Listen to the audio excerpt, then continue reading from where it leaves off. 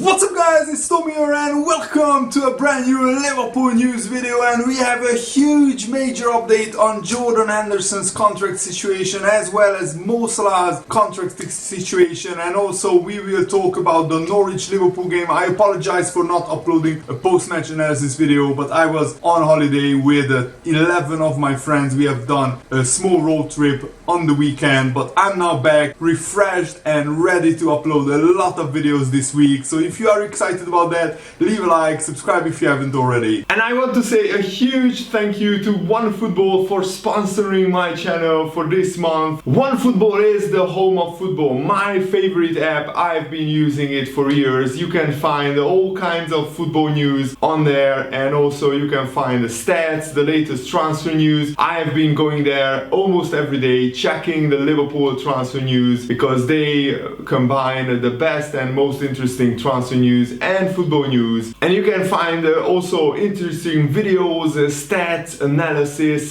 fantasy football tips, and all kinds of interesting football related content on the OneFootball apps, and it's completely free. So what are you waiting for? Make sure to download OneFootball using the link in the video's description, and you support the channel as well that way. So I arrived yesterday evening quite late at home, so this morning I caught up with all the Premier League action for the weekend, especially the Norwich-Liverpool game. I watched the game in full, and we couldn't have woken up to better news. David Ornstein, who is a very reliable journalist working for The Athletic, and James Spears also shared this, who is a Liverpool-based journalist as well, that Liverpool and Jordan Henderson has reached an agreement in principle over a new contract. So pop your champagne guys, this is absolutely fabulous, fantastic news, and this is an improved 3-year deal and also an option for a 4th year based on appearances, which is, I think, makes a lot of sense. Previously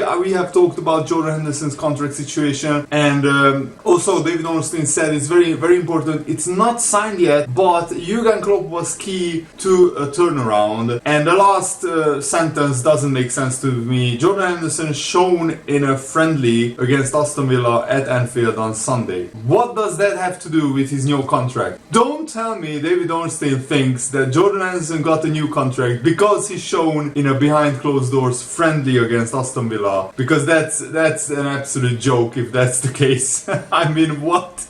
Why was that last sentence put in there? I just don't understand. Never mind. So the most important thing is Jordan Henderson more than deserves this new contract. One big concern, of course, for Liverpool was if Henderson's injury struggles continue. Remember that he missed a big chunk of last season, at the end of last season, because of injury. So this option of a 4th year means that if Henderson plays enough games, Liverpool can exercise the option of, Henderson can exercise the option of a contract extension. Or is that automatic? I'm not sure. Of course, I don't have Henderson's contract proposal in front of me, sadly, but I would love to tell you which one is the case. I think it should be automatic. So if Henderson plays like 50 or 60% of Liverpool games, then he should be entitled to a 4th year, because that means he's still in a very good fitness. I mean, 3 years from now, Liverpool will still be very competitive. So if Henderson makes the team with 60% of the time,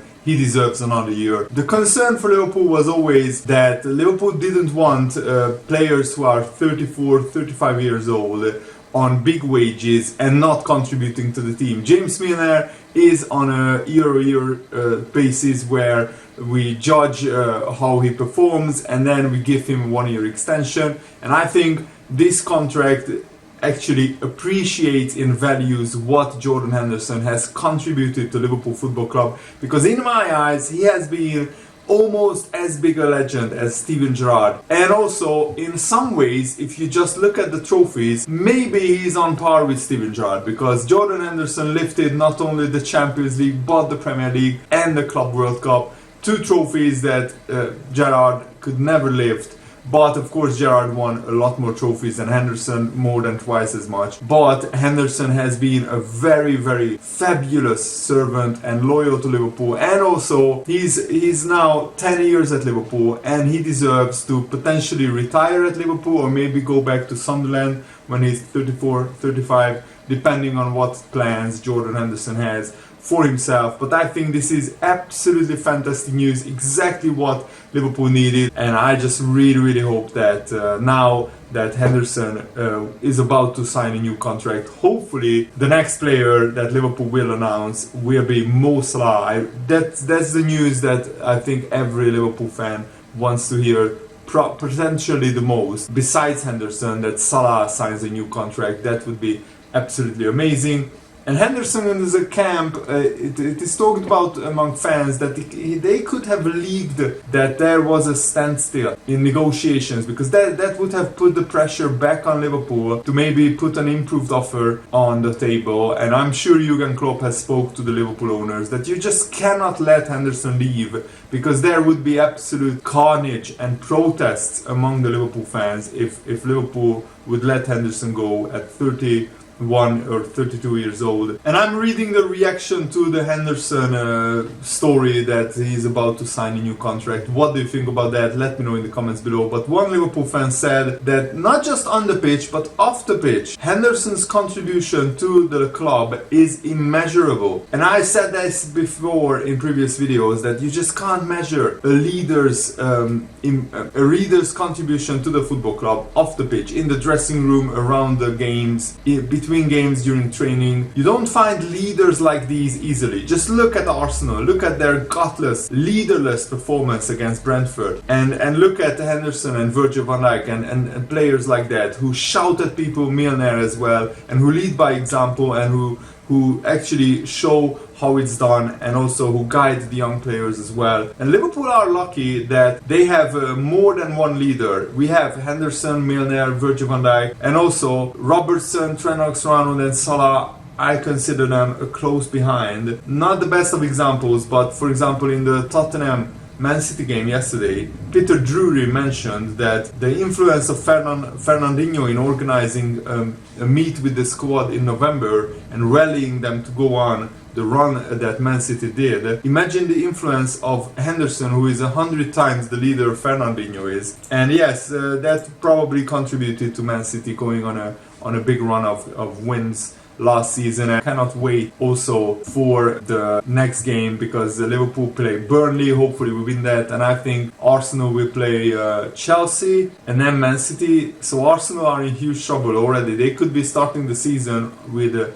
0 points after 3 games if Arsenal are not careful. Their performance against Brentford, I watched that game live here at home on TV. I went on holiday on Saturday morning. So that Arsenal performance against Brentford, if I was an Arsenal fan, I would have been absolutely furious, because it looked like going backwards season after season, and there is just absolutely no hope for Arsenal fans, because their team, and especially the leaders at Arsenal, I mean, on the pitch there are no leaders at the moment, and also off the pitch, the management, the recruitment, the board, the owner, it just lacks ambition, lacks the clear plan, and also it lacks leadership and a true desire to get back to the top. I mean, when the president of Rwanda is slacking you off on his own Twitter account, you know that it's like the peak banter era is back at Arsenal, especially like since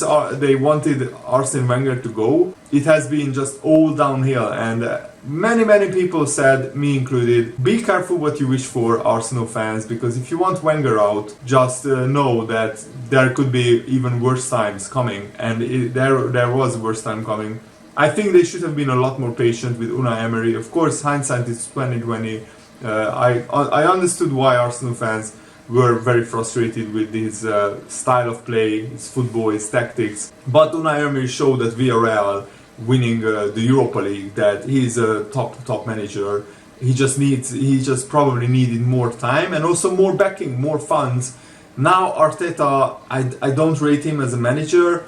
I think he's also working with a set of players that is not very talented.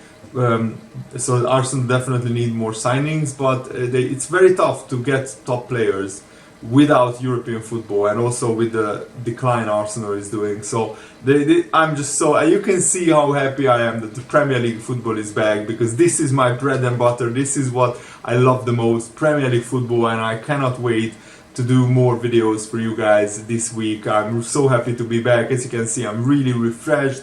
I got a very good holiday in, and I'm just really happy to be back making videos for you guys. Also, County O'Neill is reporting that Liverpool midfielder Leighton Clarkson is set to sign for Blackburn Rovers on a season-long loan deal. Clarkson, who is very much he has big admirers inside Liverpool FC. He's a boyhood fan of Blackburn. So an announcement is expected this afternoon about that, and Clarkson could do with a loan spell, because you know he's probably too good to play in the under 23 team, but he's not good enough to play in the Liverpool first team. So this loan move would be absolutely perfect for him. And also, talking about the Mo Salah contract situation, John Barnes said this: with Mo Salah set to sign a new long-term contract at Liverpool, which will take him up to the age of 34 or 35, I would imagine this would be his final big contract. There is a great chance that he will remain at Anfield long term. If Salah signs this new deal, maybe when he's 35 he might leave for China or Qatar, but right now he has his best years ahead of him, and it's great news for Liverpool if they get a deal done. So maybe John Barnes has some inside information that Mo Salah is about to sign his contract, but that's a very good sign. And also, I think Salah could become one of the biggest legends at Liverpool in terms of one of the greatest goal scorers to ever play for Liverpool if he stays for another 3 or 4 years, because Salah's numbers are absolutely staggering. He's on almost 130 goals already in 4 seasons or something like that, or maybe 5, but it's absolutely crazy. And Salah consistently is scoring on average around 22, 23, 24 goals in the Premier League. In his first season he scored 32, and then 22, 18 and 22. So yeah, this will be his 5th season at Liverpool, and he's already up and running with a goal and 2 assists. And John Barnes also said Liverpool don't need another number 9 to compete with Firmino or to cover potential injuries. They already have Jota and Mane, who can play down the middle. Mo Salah also scores plenty of goals, so they have viable options as a replacement if Firmino is off the pitch. Divock Origi is still at the club, and as much as we expected him to be gone, Shaqiri at the moment is still at Liverpool as well. With all these options, attacking reinforcements won't be a priority for Liverpool in the summer. I agree with John Barnes in the case of if we don't sell Shaqiri and Origi, we are not signing an attacker or a midfielder. But if we sell at least one of them, then a foreign squad place is freed up and we can sign a new player.